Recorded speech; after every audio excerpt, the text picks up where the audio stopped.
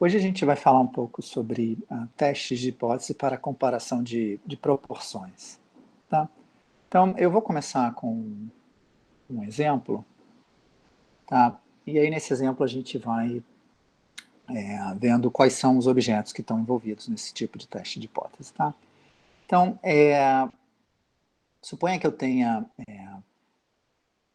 esteja estudando, né, o tratamento de câncer no estágio inicial, e eu tenho dois grupos, tá, que eu estou estudando. Então, no primeiro grupo, eu vou, né, ter um tratamento por mastectomia modificada, tá, bastante intensa.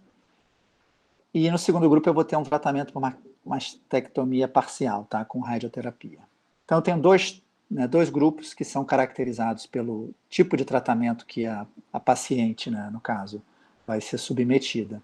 Tá? E a pergunta que eu vou me colocar aqui, né, é se a idade da paciente afeta o tipo de tratamento que ela recebe. Quer dizer, eu estou aqui olhando, no caso, se eu, por exemplo, sortear uma paciente ao acaso, né, do grupo 1 ou do grupo 2, né, e olhar a idade dela, no caso, né, o que eu vou observar? Será que eu vou observar pacientes mais jovens ou mais velhas fazendo, né, o tratamento 1 ou o tratamento 2, tá? Então, eu vou definir uma faixa etária, tá? Então, aqui eu vou olhar para a proporção de mulheres com menos de 55 anos, tá? E aí vou olhar a proporção de mulheres com menos de 55 anos, né, submetidas ao tratamento 1 e 2. Tá? E aí eu vou me perguntar, será que quando eu olho para o grupo 1, eu vejo mais ou menos mulheres, né? Será que as proporções são as mesmas? Tá? Tanto no tratamento mais radical quanto no tratamento mais moderado? Tá? Então, né, será que eu observo uma diferença, né, de proporções nessa faixa etária? Tá? Então, para estudar para responder esse tipo de pergunta, né, eu vou construir, né, um teste de hipótese. E os parâmetros que eu estou estudando aqui, né, obviamente eu vou chamar de P1, né, P1 vai ser a proporção de mulheres com menos de 55 anos, né, do grupo 1, e P2 vai ser a proporção de mulheres com menos de 55 anos no grupo 2. Tá? E aí, né, a hipótese nula, que é a hipótese conservadora, no caso, vai ser o quê? Vai ser que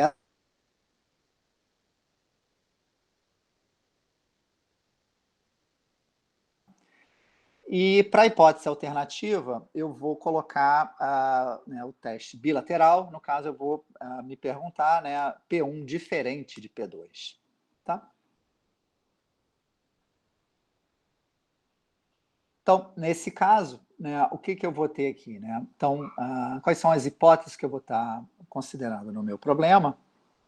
Eu vou ter, né, para o grupo 1, eu vou colher uma amostra de tamanho N1, né? Suponha que você trabalha num hospital, tá? E aí você, né, observa uma amostra lá de mulheres que passaram por esse tratamento do grupo 1, tá? E aí eu vou modelar essa amostra, tá, como uma realização de um vetor aleatório, onde cada entrada, né, x1, x2 até xn1, são variáveis aleatórias de Bernoulli com parâmetro P1. Tá? Então, P1 aqui, né, que é a proporção populacional, tá? Ela é exatamente o parâmetro da minha variável de Bernoulli. Tá? Bom, e aí como eu estou observando uma amostra, eu quero saber informações sobre o P1, eu não sei, né, a priori, né, qual é o valor de P1. Então, o que eu vou fazer? Eu, baseado nessa amostra, né, eu vou calcular, né, a proporção amostral, né, que está dada aqui, né? É o meu P1 chapéu, né, que no caso vai ser dado exatamente pela média amostral dessas variáveis do Bernoulli, né, porque a Bernoulli, a média dela é exatamente dada pelo parâmetro P1. Tá? E aí, para o grupo 2, eu vou proceder de maneira análoga. Ok? Então, para o grupo 2, eu também vou ter variáveis, né, de Bernoulli, só que agora com o parâmetro P2, eu vou assumir também que essas variáveis são independentes, né? E eu vou olhar para a proporção amostral, que é P2 chapéu. Tá? que vai ser exatamente dado pela média amostral, né, dessas variáveis, né, de Bernoulli. Bom, e aí, né, quando o tamanho da minha amostra, tanto do grupo 1 quanto do grupo 2, é suficientemente grande, tá? Então, eu tenho que, né, tanto o P1 chapéu quanto o P2, isso aqui está faltando, né, o índice, nesse chapéuzinho aqui está faltando P1 chapéu, e aqui também, tá? Então, eu sei que P1 chapéu é aproximadamente, tá, uma normal, aqui também está faltando, deveria ter um N aqui, tá, de normal, com média P1, né, e variância dada por P1 vezes 1 menos P1 dividido por N1, tá? E quando o N2 também é grande, eu tenho o mesmo comportamento, tá bom? Então, novamente, né, qual é a nossa hipótese nula? Né? A nossa hipótese nula é que essas proporções são iguais, tá? Então, sobre essa hipótese, né, eu vou ter que o valor esperado, né, tanto da proporção amostral P1 quanto da proporção amostral P2 vão ser iguais, né? Portanto, o valor esperado da diferença tem que ser zero. Tá? E a variância também eu posso calcular, né? E vai dar simplesmente, como essas variáveis vão ser independentes, né? Vai dar a soma, né, das variâncias. Né? Note que esse tipo de teste de hipótese de comparação de proporções, né, ele é de que forma? Né? Ele é da forma não pareada, porque aqui você tem, né, dois grupos, né, grupo 1 e grupo 2, aonde as variáveis envolvidas em cada grupo, né, a variável no grupo 1 e a variável no grupo 2, são, né, por hipótese, também independentes. Né? Então, quando eu calculo a variância, eu vou ter a soma das variâncias. Tá? Bom, então eu tenho aqui, né, o meu estimador, tá? E aí, observando o P1 chapéu quanto o P2 chapéu, eu quero saber, né, se eu posso tomar alguma conclusão, né, se eu posso tirar alguma conclusão, tá bom? Então, a gente vai, né, para isso, recorrer, né, ao teorema central do limite, exatamente para ajudar a gente a calcular, né, p-valor e região crítica nesse caso, tá bom? Então, novamente aqui, né, sobre a hipótese nula, né, você tem pelo teorema central do limite, né, que, né, a gente viu que, né, P1 chapéu e P2 chapéu se aproximam de uma normal, e como P1 chapéu e P2 chapéu também são independentes, né, quando eu faço a diferença, eu também vou ter uma normal, né, e sobre a hipótese nula, né, ela vai ter também, essa nova normal, vai ter média zero, né, porque sobre a hipótese nula eu estou supondo que, né, a média de P1 chapéu é igual à média de P2 chapéu, né, então a diferença das médias dá zero. E o desvio padrão, né, no caso aqui, a variância, né, vai ser dada, né, por essa proporção P aqui, que é a proporção comum de P1 chapéu e P2 chapéu sobre a hipótese nula. Tá? Então, né, em outras, né, eu posso escrever, né, que essa diferença aqui, né, quando eu padronizo ela, quer dizer, divido pelo desvio padrão, né, eu tenho uma normal padrão. Tá bom? Só que aí, né, tem aquele velho probleminha, né, quando você está estudando proporções, né, porque aqui no numerador, né, aqui no P1 chapéu menos P2 chapéu, são valores amostrais. Então, quando eu observo a amostra, eu sei calcular o P1 chapéu e o P2 chapéu. Aqui no denominador, eu tenho o parâmetro P. Esse parâmetro P, a princípio, né, eu não sei quem é ele. Eu quero estimar ele, né, eu quero ter informações sobre ele. Tá? Então, o que a gente vai fazer? A gente vai substituir esse P, né, por um P chapéu, tá? Que vai ser uma média ponderada, né, de P1 chapéu com P2 chapéu. Quer dizer, eu vou pegar N1, né, multiplicar por P1 chapéu mais N2 vezes P2 chapéu e dividir por N1 mais N2. Tá? Então, sobre a hipótese nula, né, de que P1 chapéu tem a mesma distribuição, né, quer dizer, tem a mesma média que o P2 chapéu, né, esse P chapéu também vai estar estimando esse parâmetro Pzinho, né, que eu quero estimar também, tá bom? Então, eu vou substituir, né, o P que aparece nesse denominador aqui, tá, por esse P chapéu, que é essa média, né, ponderada. Então, a estatística do teste, né, ela vai ser dada por essa variável z, tá? Aonde eu simplesmente, né, tomei no numerador a diferença das proporções amostrais que eu obtive, né, padronizado, né, por esse desvio padrão amostral. Ok? Desvio padrão amostral agora por quê? Porque aqui no denominador, em vez de ter o P, eu tenho o P chapéu. Aonde esse P chapéu eu calculei também em função do N1, N2, do P1 chapéu e do P2 chapéu. Tá? Então, Então, eu sei também que isso aqui, quando né, N1 e N2 são grandes, né, essa variável Z, ela também tem uma distribuição aproximadamente normal. Então, novamente, tanto para determinar, né, quantis quanto para cálculo de p-valores, eu posso usar, né, a normal padrão, tá bom? Então, vamos colocar isso aqui agora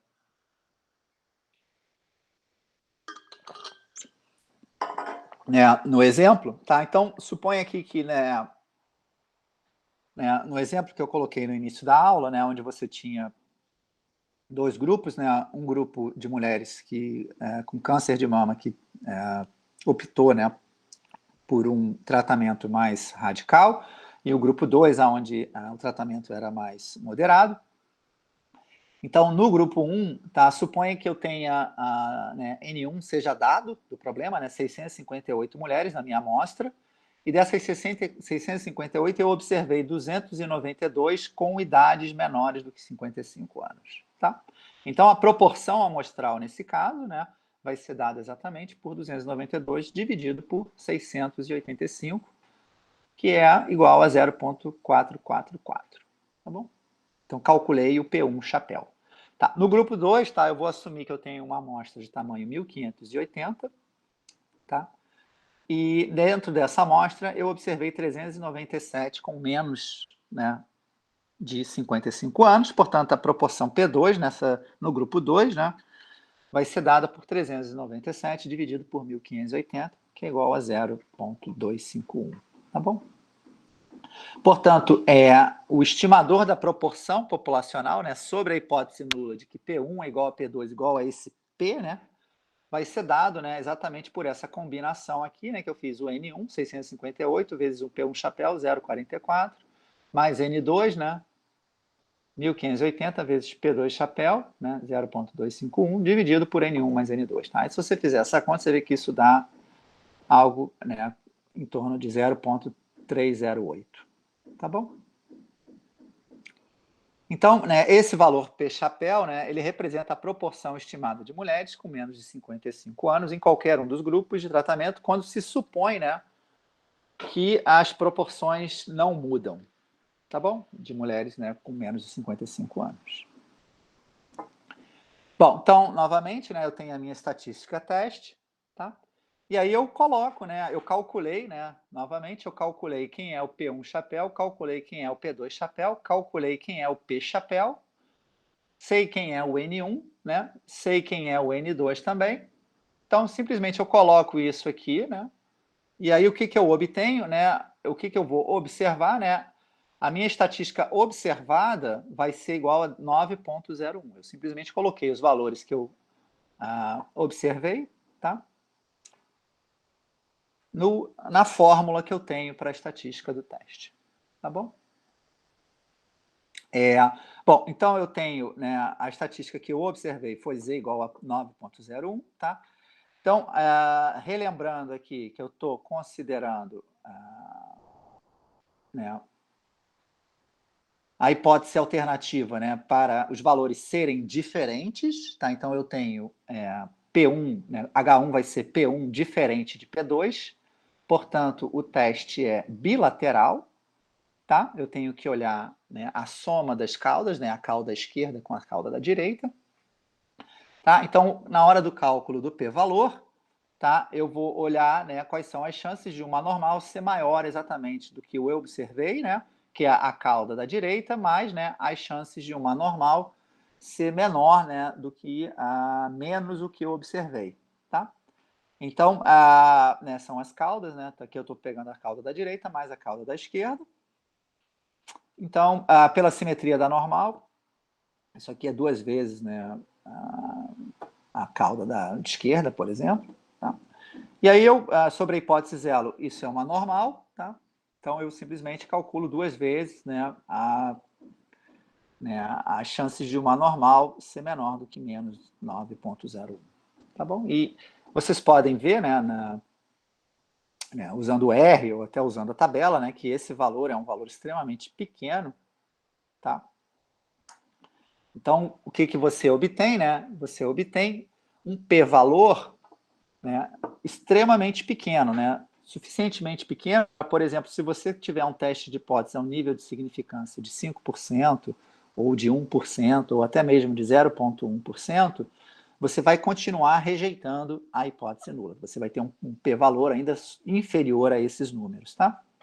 Então, né, qual é a conclusão? Que, né, pela amostra, né, do grupo 1 e do grupo 2 que você observou, né, você pode dizer que, estatisticamente, né, você tem uma evidência muito forte de que há, de fato, uma diferença, né? No caso aqui, você vai observar, você pode até, se você fizer um teste unilateral, você pode ver, né, pelos dados aqui, que o que você vai observar é que, em geral, né, no grupo 2, você vai ter uma proporção menor de mulheres com menos de 55 anos. Quer dizer, no grupo 2, né, tratamentos mais a menos, tá? Em geral, você vai ter mulheres mais velhas, quer dizer, mais novas, né, procurando tratamentos mais a menos. Quer dizer, P1, em geral, vai ser maior do que P2, tá? Mas aqui, no caso, a gente só estava olhando o teste bilateral, tá? Bom, e aí, né, continuando, né, você está rejeitando a hipótese nula, tá? Então, quer dizer que a diferença, né, do parâmetro P1, P1 menos P2, no caso, não vai ser zero, né? As evidências são de que isso aí é diferente de zero.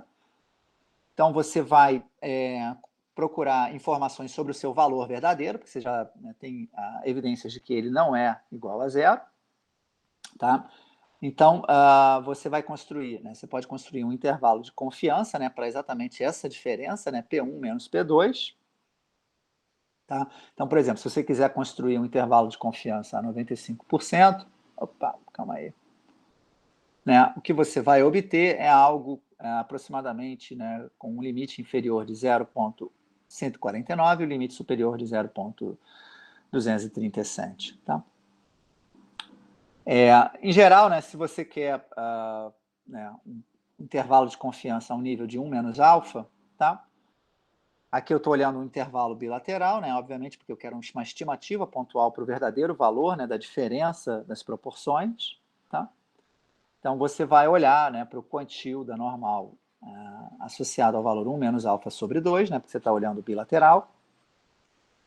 Tá? E aí você vai ter, né, que o seu intervalo de confiança vai ser dado exatamente pela diferença amostral que você obteve, né, mais ou menos esse pequeno erro aqui, tá? Onde que é exatamente o quantil que você está considerando, né? Por exemplo, se eu pego alfa, 1 menos alfa igual a 95%, né? Esse quantil, ele vai ser dado por 1,96, se eu não me engano, né? E depois você vai multiplicar, né, pelo desvio padrão amostral, que você também sabe como calcular. Tá bom? Então, novamente, né, o procedimento aqui é bem similar, né, ao das médias, né? Só que, como você aqui está estudando proporções, né, a forma como você vai calcular a sua estatística teste, ela é diferente, tá? Porque né, quando você está estudando a média, por exemplo, você também vai ter que calcular, né, uma aproximação do seu desvio padrão, né, ou da variância de forma equivalente, né? No caso da proporção, a gente já sabe que a variância é uma função da própria proporção, né, no qual essa função está aqui embaixo, né? Então, você já baseado na proporção amostral, você também já tem uma estimativa de qual é a sua variância, o seu desvio padrão amostral, tá? Então, a forma como você vai padronizar, ela é um pouco diferente, tá? Então, você precisa estar atento a isso, né, quando você vai né, calcular a sua estatística teste, tá bom? Bom, então, eu vou parar por aqui, né, dessa parte era só isso mesmo que eu queria passar para vocês, tá? De comparação de proporções, eu vou parar aqui a gravação.